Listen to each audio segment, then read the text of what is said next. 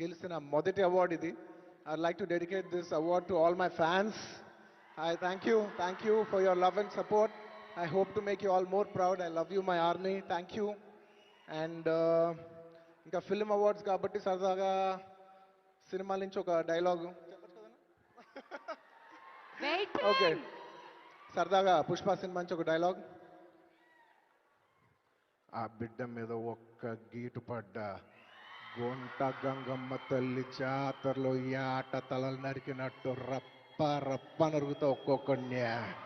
పుష్ప పుష్పరాజ్ అసలు తెగ్గేదేలే.